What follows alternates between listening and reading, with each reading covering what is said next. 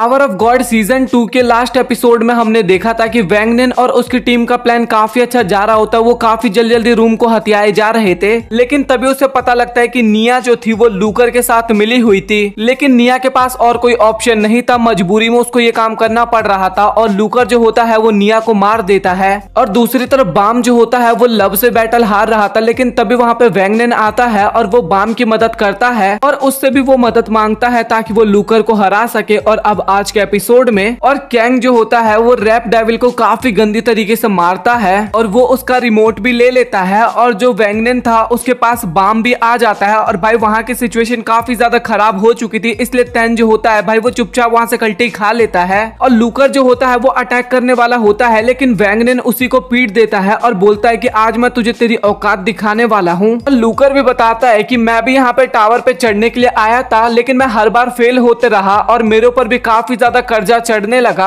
और इसके बाद कंपनी के प्रेसिडेंट ने मुझे इस जॉब के लिए हायर किया। एक दिन प्रेसिडेंट ने मुझे अपने लड़के की हेल्प करने के लिए बोला था जो कि टावर को चढ़ना चाहता है। वो अपने बेटे से काफी ज्यादा प्यार करता है, लेकिन तुम ही मुझे बताओ कि जो खुद दूसरों के सपने के साथ खेलता है वो कैसे किसी चीज से प्यार कर सकता है। यहाँ पे सभी लोग एक ही तरीके के होते हैं, सबको टावर के ऊपर चढ़ना है, इसके लिए उन्हें कुछ भी करना पड़े उन्हें कोई फर्क नहीं पड़ता। और वैसे भी तुम्हें भी ऊपर जाना चाहिए क्योंकि तुम्हें उससे करना ही क्या है। और भाई ये सुन के वैंग निन काफी गुस्सा होता है और उसके मुंह में बॉम्ब डाल देता है और बोलता है कि तुझे उसको मारना जरूरी था क्या। भाई वहां पे वैंग निन जो होता है ना भाई वो काफी ज्यादा गुस्सा हो रहा था, लेकिन वो उसको मारता नहीं है और बोलता है कि मैं तुम्हारी तरह नहीं बन सकता। बोलता है कि जा मैंने तुझे माफ किया, चुपचाप यहाँ से निकल ले। और ये सुन के लूकर वहां पे काफी ज्यादा गुस्सा होता है और बोलता है कि भाई तू है कौन मुझे माफ करने वाला। और वैंग निन भी बोलता है कि मैं भी टावर के टॉप पे चढ़ूंगा और सब कुछ एकदम ठीक कर दूंगा ताकि निया की तरह किसी को भी मरना ना पड़े। वैंग निन जो होता है ना वो लूकर को बोलता है कि भाई तुझे एक दूसरा मौका मिला है और मैं चाहता हूँ कि इस मौके को तू अच्छे से यूज करे। और इसके बाद वैंग निन जो होता है ना वो बाम को उसका कनेक्टर लौटा देता है, लेकिन हमें वहां पे पता लगता है वैंग निन ने ना बाम के कनेक्टर को ना अपने रिमोट में डाल के चेंज कर दिया था, मतलब कि ये दोनों एक ही टीम में आ गए थे अब। और इसके बाद वैंग निन की टीम जीत जाती है और वो लोग पास कर जाते हैं अगले राउंड के लिए। इसके बाद हमें लव दिखाया जाता है जो कि अपने सीनियर के पास जाता है और बोलता है कि ये सब कुछ मेरी ही गलती है और अब मैं जॉब को रिजाइन करना चाहता हूँ। उसका सीनियर बोलता है कि तुम्हें रिजाइन करवाने की जरूरत नहीं है, तुम सभी अगले फ्लोर पे चले जाओ और माफी के तौर पे तुम सभी को लंच करवा देना भाई। और तभी हमें पता लगता है कि जो लव का सीनियर है ना ये भी एफयूजी के साथ मिला हुआ था और वैंग निन जो होता है ना वो एफयूजी के टेस्ट में पास हो जाता है। अभी तक वैंग निन के साथ जो भी कुछ हुआ था ना वो सभी एफयूजी का एक टेस्ट था।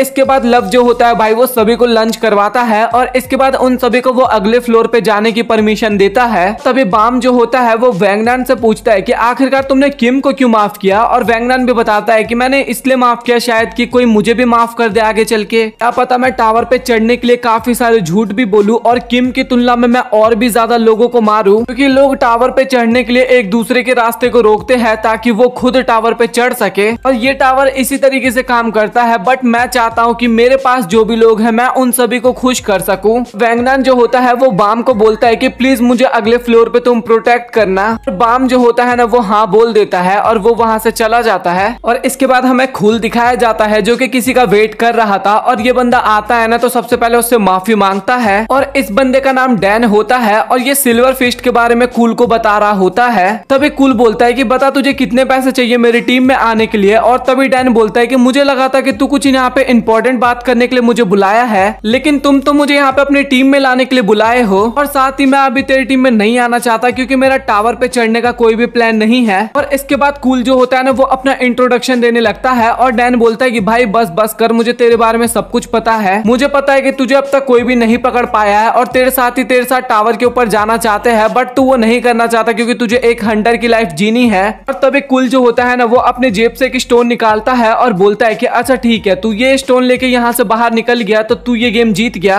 अगर तू ऐसा नहीं कर पाया तो भाई तुझे मेरी टीम में आना पड़ेगा। और जो डैन होता है ना भाई वो स्टोन देख के काफी हैरान होता है क्योंकि वो ना काफी ज्यादा महंगा लग रहा था। और डैन भी बोलता है कि हाँ मैं खेलने के लिए तैयार हूँ और ये सोचता है कि भाई ये कितना बड़ा मूर्ख है क्योंकि इसको लग रहा है कि ये मुझे स्पीड में हरा देगा। और तभी कूल बोलता है कि भाई तेरे आसपास से जितने भी बंदे हैं ना तुझे इन सभी को इग्नोर करना होगा क्योंकि ये मेरा एक ट्रिक था तुझे फंसाने का। तो तुझे क्या लग रहा है कि तू इन सभी से बच के इस स्टोन को लेके बाहर चला जाएगा। और डैन भी बोलता है कि भाई सच बता तू मजाक कर रहा है ना। और वो बोलता भी है कि भाई तू कैसे इतने सारे लोगों को हायर कर सकता है। और तभी दरवाजा खुलता है और तभी डैन जो होता है ना वो स्टोन लेके वहां से जाने वाला होता है। और ये देख के ना कुल भी काफी हैरान होता है कि भाई ये काफी ज्यादा फास्ट था। वो वहां से तुरंत भाग जाता है और जैसे वो आगे जाता है ना तो उसको पता लगता है कि वहां पे एक दीवार होती है और तभी कुल वहां पे आता है और वो बोलता है कि भाई अब तो फंस चुका है और तुझे इतना दिमाग नहीं लगा सका कि मैंने तुझे ट्रैप किया है यहाँ पे। डैन भी बोलता है कि सच में तुझे सच में लगा था कि तूने मुझे ट्रैप कर दिया है और वहां से वो काफी स्पीड में भागता है और ये देख के ना कुल भी काफी हैरान होता है। और डैन बोलता है कि ये तेरी गलती थी कि तूने मुझे हल्के में ले लिया। और जो कैफे के पास स्टाफ बैठा हुआ था ना वो उसको बोलता है कि भाई जो पीछे बंदा आएगा ना तो उससे पैसे ले लियो। लेकिन ये जो स्टाफ का बंदा था ना ये भी कुल की टीम में था, वो एक गन से उसको शूट करता है और इसके बाद वो वहीं पे नीचे गिर जाता है। और तभी वहां पे कुल आता है और बोलता है कि भाई अब तू रहने दे, अब तू सीधा अगले दिन ही उठने वाला है। वहां पे डैन को भाई काफी ज्यादा गुस्सा आ रहा था कि आखिरकार वो कैसे कुल की चाल में फंस गया।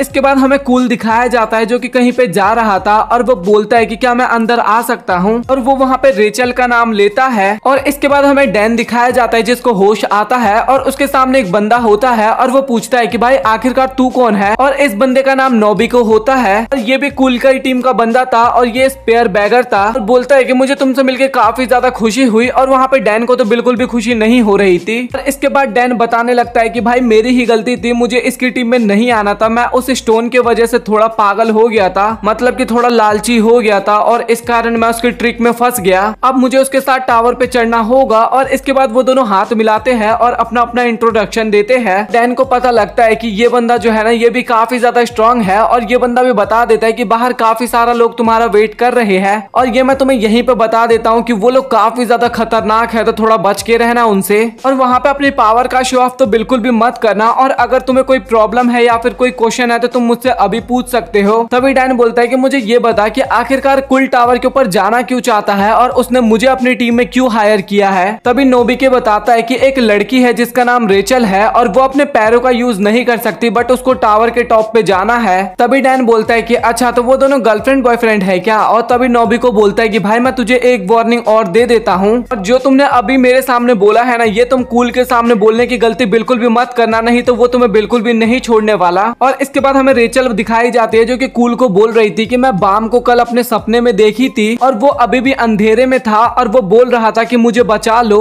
और इसके बाद वो वहाँ पे रोने लगती है और बोलती है कि 6 साल हो चुके हैं लेकिन मैं अभी भी बाम को बिल्कुल भी नहीं भूल पाई हूँ। उसने मुझे बचाया लेकिन वो मॉन्स्टर के साथ वहाँ पे फंस गया। और इसके बाद कुल जो होता है ना वो उसके आंसू को पोंछता है, बोलता है कि तुम इन सब चीजों पे उतना ज्यादा ध्यान मत दो क्योंकि जो बाम है वो तुम्हें बचाना चाहता था और तुम्हें बचाते हुए मारा गया और वो भी बिल्कुल भी नहीं चाहता होगा कि तुम इस तरीके से रो। और ये सुन के ना रेचल भी काफी ज्यादा इमोशनल हो जाती है। इसके बाद वो दोनों गले मिलते हैं और इसके बाद हमें डैन दिखाया जाता है जिसको उनके बारे में पता लगता है ना, मतलब कुल और रेचल के बारे में, तो वो काफी ज्यादा निराश होता है वहाँ पे। इसके बाद वो दोनों बाहर जा रहे होते हैं और नोबिको बोलता है कि भाई मैंने तुझे जो भी कुछ बताया ना वो हम दोनों के बीच में ही रहना चाहिए, वहाँ पे किसी को भी मत बताइयो इसके बारे में। और इसके बाद काफी सारे लोग जो होते हैं ना वो उनका वेट कर रहे थे और इन सभी कैरेक्टर्स का नाम ना भाई जब इनका रोल आएगा ना मैं उसी टाइम पे बता दूंगा आपको। तभी नोबिको बोलता है कि शायद अब हमें इस काम को स्टार्ट कर देना चाहिए और डैन पूछता भी है कि भाई करना क्या स्टार्ट, मुझे तो बताओ। नोबिको बताता है कि अब हम अपने ग्रुप में ना सभी प्लेयर्स को रैंक देने वाले हैं उनके पावर्स के अकॉर्डिंग। इसके बाद कुल और रेचल दिखाए जाते हैं जो कि भाई अभी तक गले ही मिल रहे थे, भाई कुछ ज्यादा ही टाइम तक मिले हैं ये दोनों गले। और इसके बाद कुल जो होता है ना वो वहाँ पे बाय बोल के चला जाता है और इसके बाद रेचल का हमें रियल फेस दिखाया जाता है, मतलब कि वही क्रीपी वाली स्माइल, और उसके पैर में कुछ भी नहीं हुआ था क्योंकि वो अपने पैर के बल पे खड़ी होती है। बोलती है कि यार ये कुल कितना ज्यादा मूर्ख है, मेरे को यहाँ पे आके डरा दिया। और भाई ये यहाँ पे डांस कर रही थी लिटरली भाई। और बोलती है कि अब काफी जल्दी मैं स्टार से मिल पाऊंगी। और इसके बाद हमें कुल दिखाया जाता है जो कि अपने कमरे में होता है और वो किसी से बात कर रहा था और बोलता है कि मैंने अपने सभी टीममेट्स को ढूंढ लिया है और अब हम ज्यादा टाइम वेस्ट नहीं कर सकते और अब हम काफी जल्दी मिलने वाले हैं।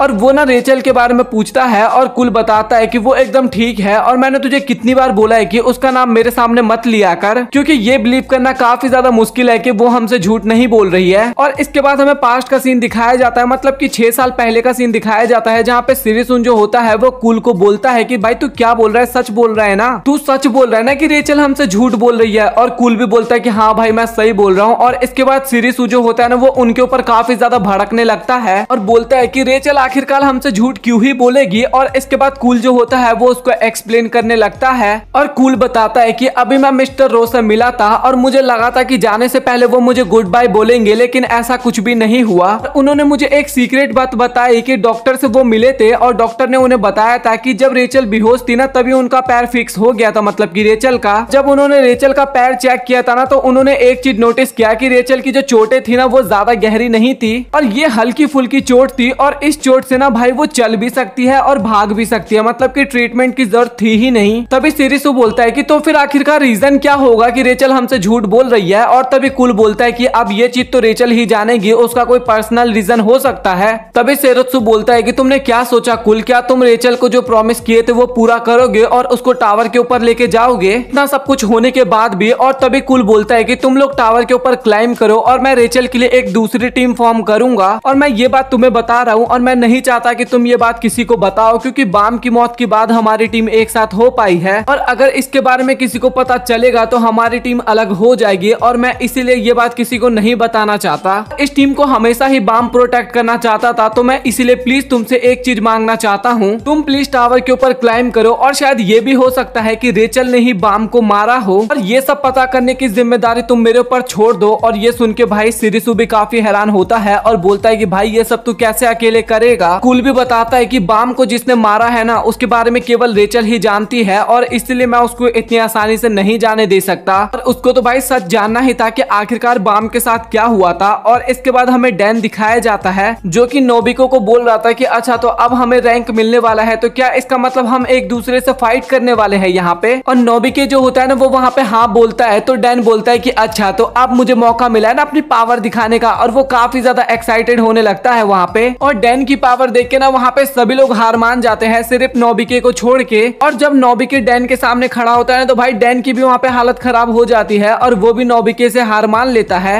और नोबिके जो होता है ना वो रैन के पास जाता है और बोलता है कि फाइनली मुझे तेरे से 1v1 करने का मौका मिल रहा है, तो आप देखते हैं कि कौन कितना ज्यादा पावरफुल है। और रैन जो होता है ना भाई वो भी काफी गंदी नजरों से देख रहा था नोबिके को। और जो एप्पल होता है वो बताता है जब मैं पहली बार इस टीम को ज्वाइन किया था तो मैं रैन से काफी गंदी तरीके से हारा था। और माइकल भी हंसते हुए बोलता है कि भाई ये सब कुछ बहाना है, नोबिक को केवल रैन से बैटल करना है और उसको हराना चाहता है वो। लेकिन रैन जो होता है ना भाई वो काफी ज्यादा पावरफुल होता है। और रैन देखता है कि नोबिक ने ना अपनी गन को समन कर ली है और वो बोलता है कि भाई तुझे इसको पकड़ने में हाथ में दर्द नहीं होता क्या, और तुम वहाँ पे मुझसे हारने ही वाले हो। और नोबिके भी बोलता है कि भाई तू काफी ज्यादा कॉन्फिडेंट फील कर रहा है, बट तू फिक्र मत कर, मैं तुझे हराने वाला हूँ। और इसके बाद वो बुलेट फायर करता है उसके ऊपर। रैन उस अटैक से बच जाता है और वो सीधा अटैक करता है और दोनों के हमले एक दूसरे को लगते हैं और वहाँ पे कुछ पता नहीं लगता क्योंकि सीन चेंज हो चुका था। इसके बाद हमें शाम के लाइट हाउस का सीन दिखाया जाता है और वहाँ पे कुल जो होता है ना वो किसी को देख के वहाँ पे काफी ज्यादा हंस रहा था। वहाँ पे कुल की जो टीम थी ना भाई उसने कुछ ज्यादा ही बढ़िया कपड़े पहन रखे थे और वो बोलता है कि भाई तुम लोग यहाँ पे मजाक तो नहीं कर रहे ना मेरे साथ। माइकल बताता है कि ये यूनिफॉर्म ना नोबिके ने ऑर्डर की थी बट उसने गलत साइज ऑर्डर कर दिया। और इसके बाद कुल जो होता है ना भाई वो थोड़ा सीरियस होते वो बोलता है कि अच्छा तो मैं अब तुम लोगों को अपना गोल बताने वाला हूँ। और इसके बाद कुल बताता है कि अच्छा तो मैं तुम्हें अपना गोल बताता हूँ, मैं कूल फैमिली का हेड बनना चाहता हूँ। ऊपर जाके मैं कून N1 की जगह को टेक ओवर करूंगा क्योंकि मुझे उनकी पावर चाहिए और जब मैं एक बार हेड बन जाऊँ तो मैं तुम सभी की सारी इच्छाओं को पूरा कर दूंगा।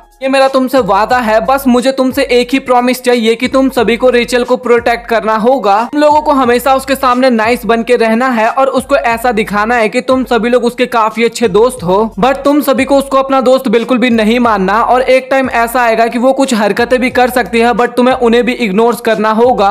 और तुम सभी को उससे काफी ज्यादा नफरत करनी है क्योंकि वो एक ऐसी लड़की है, उसने मेरे काफी अच्छे दोस्त को मार दिया। हमें रेचल दिखाई जाती है जो कि अपने खिड़की से ना स्टार्स को देख रही थी और काफी ज्यादा चिल्ला रही होती है वहां से। भाई ये लड़की सच में साइको ही है ना भाई। मैंने सीजन 1 अभी तक नहीं देखा, आप लोग कमेंट सेक्शन में बताओ क्या मैं सीजन 1 देखूं क्या, क्योंकि मुझे इस लड़की के बारे में और भी जानना है यार। ये बाम जैसे बंदे को इसने मार दिया, इतना तो मुझे पता है किसने धक्का दिया था शायद कुछ। और इसके बाद सीन चेंज होता है और हमें 21th फ्लोर दिखाया जाता है। हमें ना वहाँ पे ईवा दिखाई जाती है और उसके साथ एक और औरत होती है और वो ना ईवा की कुछ ज्यादा ही तारीफ वहाँ पे किए जा रही थी। और ये औरत बताती है कि तुम यार कितनी ज्यादा पावरफुल पावरफुल हो क्योंकि तुम 1 महीने में ही टावर के इतने ऊंचे पे आ चुकी हो और आपके टीममेट्स भी काफी ज्यादा अच्छे हैं। मुझे तो ऐसा लग रहा है कि वो किसी ग्रेट फैमिली से होंगे। और ईवा भी वहाँ पे बोलती है कि नहीं, ऐसा कुछ भी नहीं है, वो सभी ग्रेट फैमिली से बिलोंग नहीं करते, लेकिन वो सभी लोग काफी अच्छे हैं। और हम सभी लास्ट एग्जाम में मिले थे, वो टाइम काफी ज्यादा मुश्किल था और हम लोग लास्ट एग्जाम में काफी गंदी तरीके से फेल कर जाते। अगर मैंने एनिमे का प्लान के बारे में पता नहीं लगाया होता तो मैं कभी भी ये कुछ भी क्रेडिट ना खुद नहीं लेती, क्योंकि मुझे पता है कि मैं काफी बढ़िया काम करती हूँ।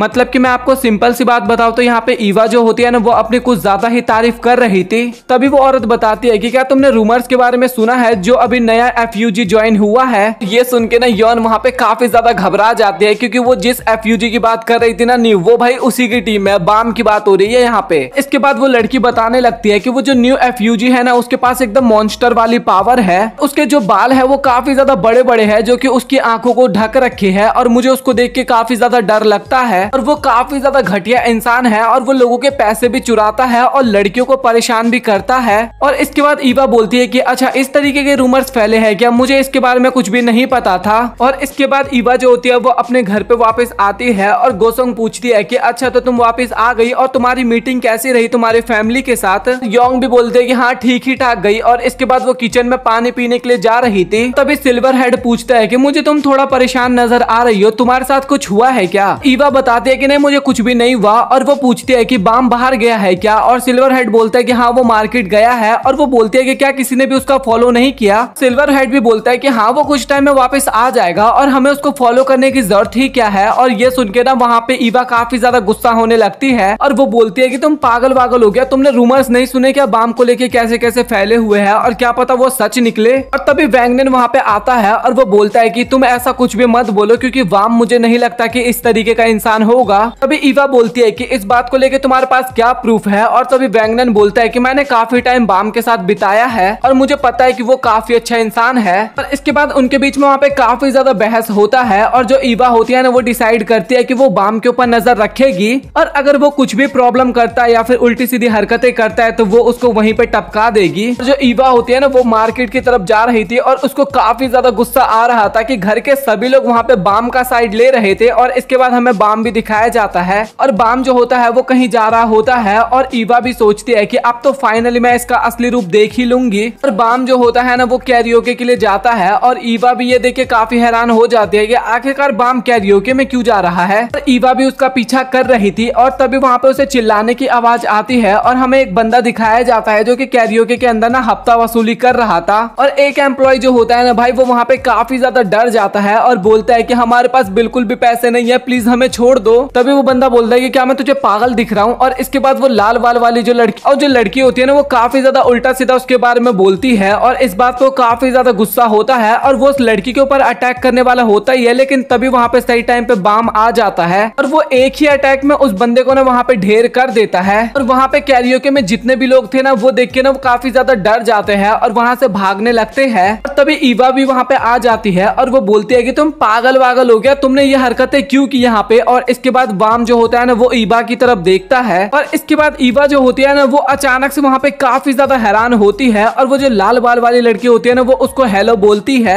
और इसी के साथ हम यहाँ पे इस एपिसोड को खत्म करते हैं। तो आप लोग सबसे पहले कमेंट सेक्शन में बताओ कि आप लोगों को ये एपिसोड कैसा लगा और क्या मुझे टावर ऑफ गॉड को कंटिन्यू करना भी चाहिए या फिर नहीं, क्योंकि मुझे तो काफी ज्यादा बढ़िया लग रहा है ये एपिसोड देखने में। मतलब कि टावर ऑफ गॉड सीरीज देखने में काफी ज्यादा बढ़िया लग रहा है। तो आप लोग भी अपना ओपिनियन कमेंट सेक्शन में देना और एक एनीमे और कुछ कमेंट करके बताओ यार, मैं क्या एक नया एनीमे स्टार्ट करूं। एक तो अपन ये स्टार्ट कर रहे हैं और एक और कोई नया एनीमे इस पे स्टार्ट करते हैं। तो आप लोगों का कोई ओपिनियन हो नए एनीमे को लेके तो प्लीज कमेंट सेक्शन में बताना। और वीडियो पसंद आया तो वीडियो को लाइक कर देना, चैनल पे पहली बार तो सब्सक्राइब कर देना। सो मिलता है आप लोगों से अगली वीडियो में, तब तक के लिए गुड बाय।